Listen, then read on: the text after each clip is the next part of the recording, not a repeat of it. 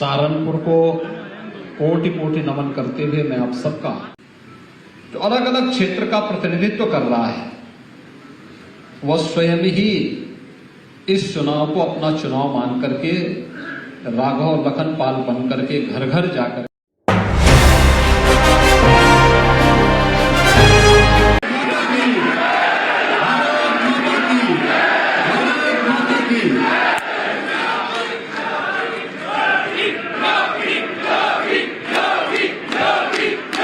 आदिशक्ति मां भगवती शाकंभरी के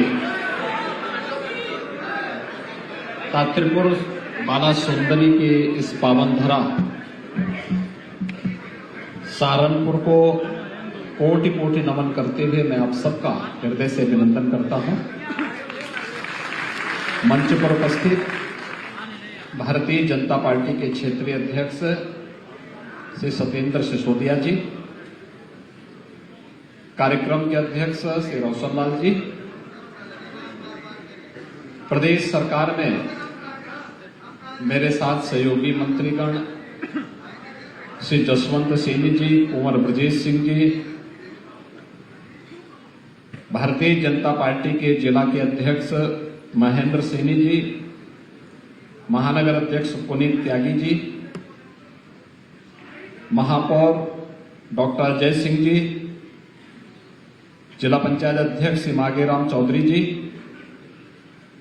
हमारे विधायकगण राजीव गुंबर जी, देवेंद्र निम जी,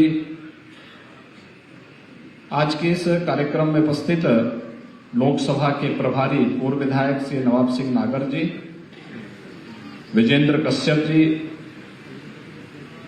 हमारे लोकप्रिय प्रत्याशी और पूर्व सांसद श्री राघव लखन पाल जी,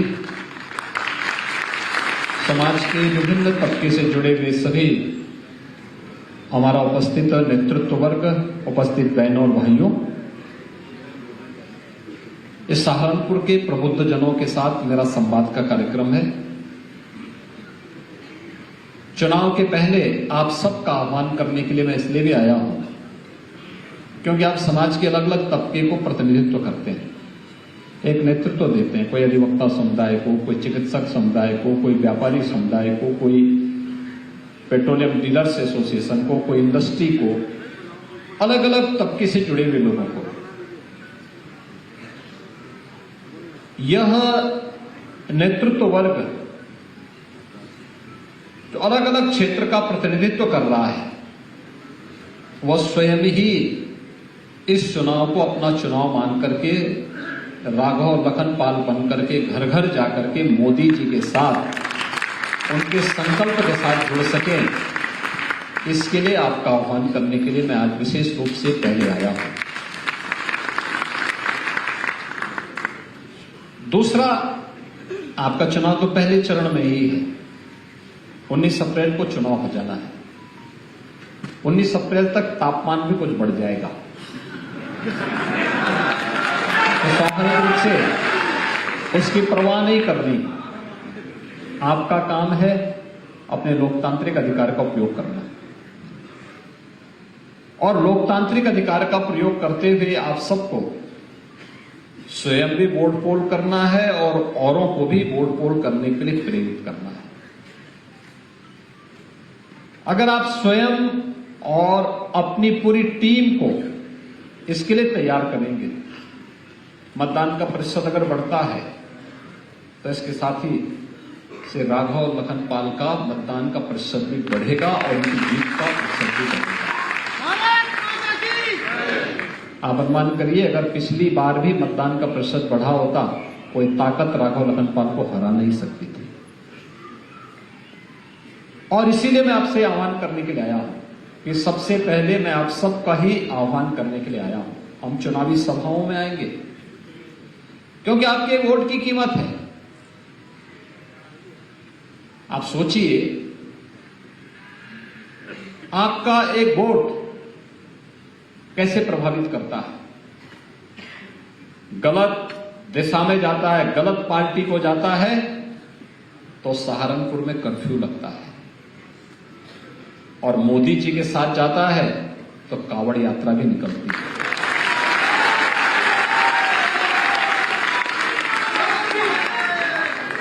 आपका एक वोट गलत दिशा में जाता है तो सहारनपुर अराजकता की भेंट चढ़ता है, और अगर मोदी जी के साथ जाता है तो यही सहारनपुर आस्था का सम्मान करने वाला सहारनपुर बन जाता है। आपका वोट अगर गलत हाथों में जाता है तो इस सहारनपुर में रंगदारी वसूली शुरू हो जाती थी, और आज मोदी जी के साथ में गया है तो यहां की काष्ठ कला फिर से पुनर्जीवित होकर के दुनिया में छाने के लिए आतुर दिखाई दे रही है। ये हमारा हस्तशिल्पी कारीगर, ये किसी भी जाति, किसी भी मत और मजहब को मानने वाला होगा, लेकिन पहचान तो सहारनपुर को दे रहा है, पैसा सहारनपुर में आ रहा है, विकास सहारनपुर का हो रहा है, और सहारनपुर का विकास होगा तो प्रदेश का विकास अपने आप हो जाएगा। आपका वोट गलत हाथों में जाता था तो बेटी भी असुरक्षित थी और व्यापारी भी असुरक्षित था। आपका वोट मोदी जी के आह्वान पर गया तो बेटी भी सुरक्षित हुई और व्यापारी भी सुरक्षित हुआ। और इसीलिए आज मैं आपके पास आया हूं आपसे कहने के लिए कि एक और जहां सुरक्षा का माहौल बनाने का कार्य हुआ है, सुरक्षा और समृद्धि आप सबका आह्वान करने के लिए आई है, संस्कृति की अभिवृद्धि हो रही है, वह एक आपके लोकतांत्रिक अधिकार के कारण। आपका लोकतांत्रिक अधिकार आपको तय करना होता है कैसे इसका इस्तेमाल करना है। गलत दिशा में जाएगा तो उसके परिणाम की भुगतभोगी हमें ही नहीं, आने वाली कई पीढ़ियों को बनना पड़ेगा।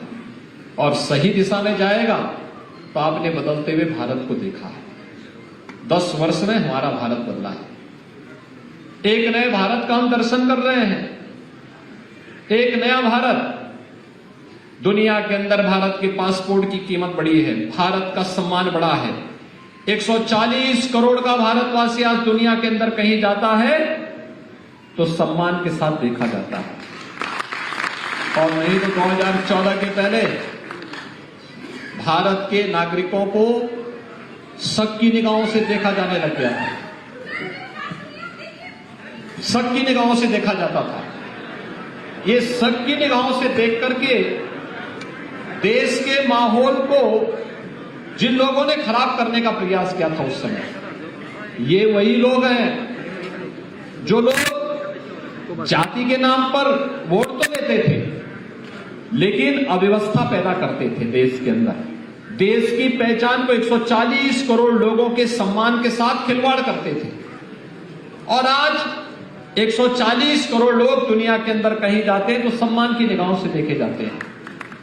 ऐसे ही देश की सीमाएं 14 के पहले असुरक्षित थी, आज देश की सीमा पूरी तरह सुरक्षित है। आंतरिक सुरक्षा की स्थिति बेहतर हुई है। बचपन में हम लोग एक नारा लगाते थे, भारतीय जनता पार्टी भी और भारतीय जनसंघ भी उससे पहले एक नारा लगाता था, एक देश में 2 प्रधान 2 प्रधान 2 निशान नहीं चलेंगे, नहीं चलेंगे। एक नारा लगता था पूरे देश के अंदर। कश्मीर के बारे में कि जहां हुए बलिदान मुखर्जी वह कश्मीर हमारा है। कारण था क्योंकि कश्मीर में धारा 370 थी और उसका दुष्परिणाम क्या था? उग्रवाद।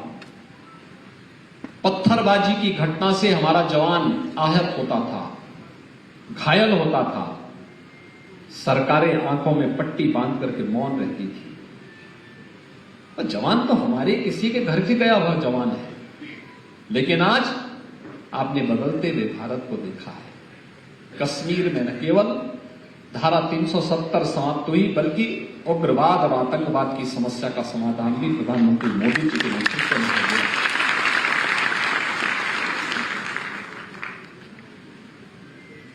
मैं इस बार होली को देख रहा हूं। पिछले 15 दिनों से उत्तर प्रदेश के अंदर अलग अलग जगहों पर आप देखते होंगे, मथुरा, वृंदावन, बरसाना, गोकुल, बरसाव, नंदगांव, 15 दिनों तक होली चलती है। काशी में भी होली का आयोजन बड़ा होता है, अयोध्या में भी होता है। अलग अलग जनपदों में अलग अलग तरीके से लोग होली मनाते हैं। गत वर्ष तक हम लोग गाना सुनते थे अयोध्या में, होली खेले रघुबीरा अवध में, होली खेले। अब आप सोचिए, मैं सोचता था कि गाना तो हम गा रहे हैं, क्या सचमुच अयोध्या धाम में रामलला है क्या? 500 वर्षों के बाद पहली बार रामलला ने अयोध्या में होली की।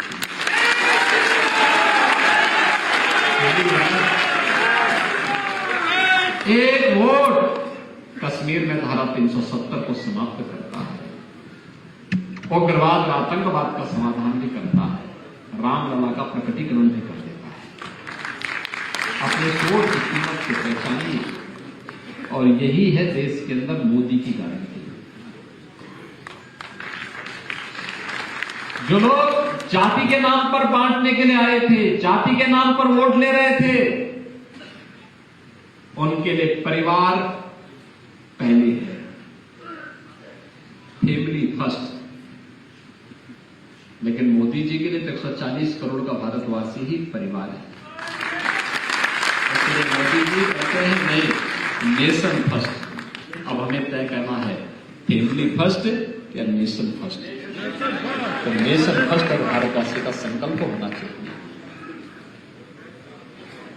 वे तुष्टीकरण के आधार पर समाज को बांटते हैं। मोदी जी ने कहा नहीं, हमें तो सबका साथ और सबके विकास के आधार पर देश के 140 करोड़ लोगों की संतुष्टि के लिए कार्य करना है। उन्होंने जाति के नाम पर बांटा, मोदी जी ने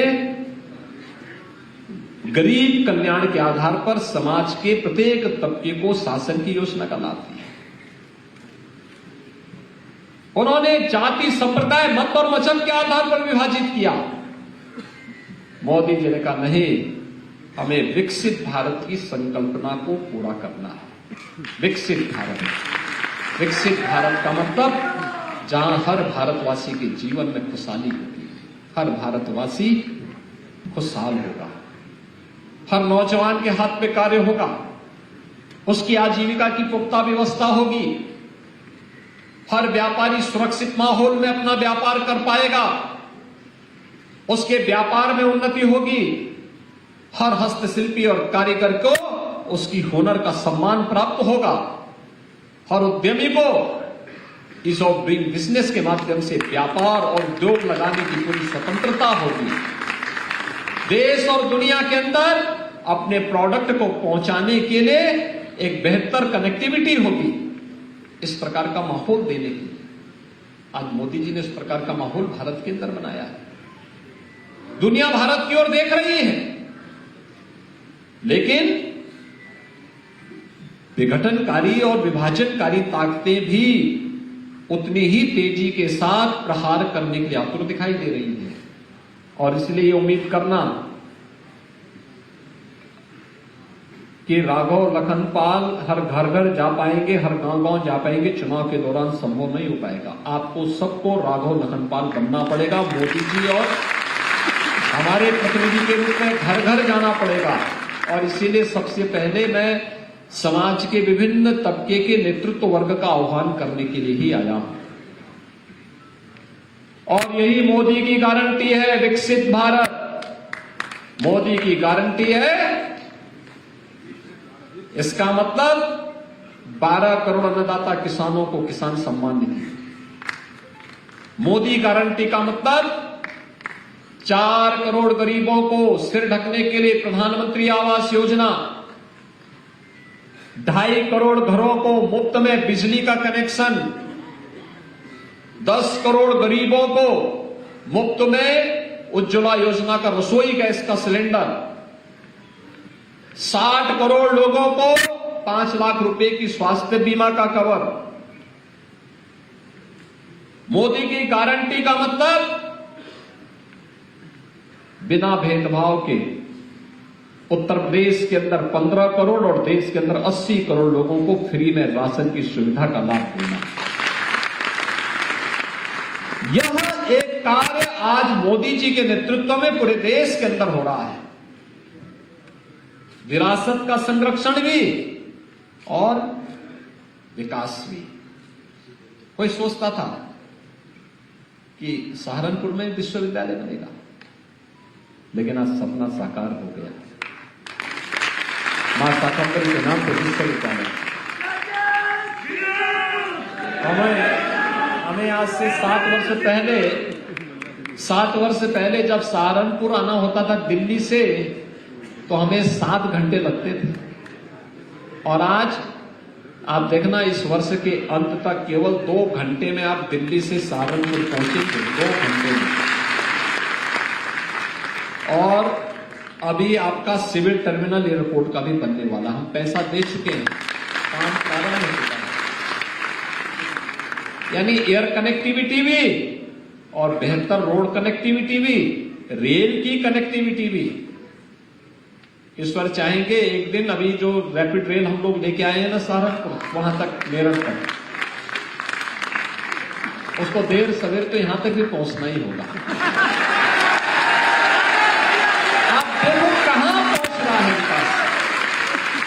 और मैं तो बार बार जो हमारे पास यहां का हस्तशिल्पी और कारीगर आता है काष्ठ कला का, मैं उसको कहता हूं कि भाई अपने लोगों को बोलता कि इनको अच्छी कला दिखाए, अच्छी सी अच्छी तकनीक दीजिए, इनको प्लेटफॉर्म दीजिए। और मेरा मानना है कि हमारी यहां की काष्ठ कला दुनिया के अंदर छा जाएगी। ऐसा फर्नीचर बनाएगा हमारा सहारनपुर का काम। अब हमारी प्रतिस्पर्धा दुनिया से है और दुनिया की इस प्रतिस्पर्धा के लिए हमें तैयार करना होगा। यह कार्य आज सहारनपुर में हो रहा है। यहां का फर्नीचर छा रहा है। वन डिस्ट्रिक्ट वन प्रोडक्ट के माध्यम से हम लोगों ने उसको एक पहचान देने का कार्य किया। जब अच्छी सरकार आती तो अच्छा सब काम होता है, अच्छे लोग कार्य करते हैं। और हमने सुरक्षा की पुख्ता व्यवस्था की। एटीएस का सेंटर हमने बनाया है यहां पे आपका देवबंद में। देखो, मां शाकंभरी के नाम पे विश्वविद्यालय बनेगा तो देवबंद में एटीएस का सेंटर भी बनेगा। ये भी हमने पुख्ता व्यवस्था कर दी।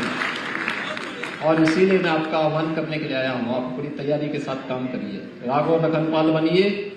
चुनावी सभाओं में तो हम लोग आएंगे, लेकिन आपको घर घर जाकर के, क्योंकि केवल आपके लिए 20-21 दिन का समय बाकी है। 20-21 दिन के अंदर आप यहां के चुनाव का परिणाम, और मैं चाहता हूं पिछली बार का बदला लेने का अवसर आपके पास है। इस बार पूरी मजबूती के साथ भारतीय जनता पार्टी के प्रत्याशी को, लोकप्रिय प्रत्याशी को, राघव लखनपाल को विजयी बनाने का नेतृत्व आपको लेना है। हमारा ये मंच यहां पर जो है ना, यह आपके पीछे खड़ा होगा।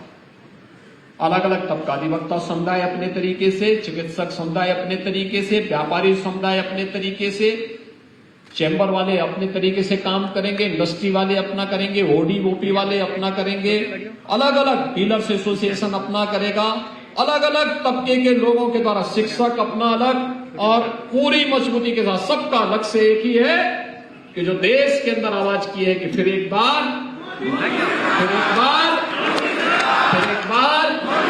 और अब की बार 400 पार के लक्ष्य के साथ यहां से सहारनपुर से राघव लखनपाल भी साथ में होगा। इस संकल्प के साथ हम सबको आगे बढ़ना है। और मैं यही आह्वान करने के लिए आपके पास आया हूं। मुझे बहुत प्रसन्नता है कि आपने उत्साह दिखाया है। सहारनपुर आज विकास की एक नई ऊंचाइयों को छूता हुआ दिखाई दे रहा है। और मुझे बहुत अच्छा लगता है कि सहारनपुर में अब स्वच्छता भी अच्छी दिखती है, सहारनपुर में अच्छा कार्य भी हो रहा है, सहारनपुर विकास की नई बुलंदियों को छूता हुआ आगे बढ़ रहा है। और इससे भी अच्छा कार्य यहाँ पे होना है। आप सबके प्रति मेरी शुभकामनाएं। धन्यवाद। जय जय सीताराम। माता की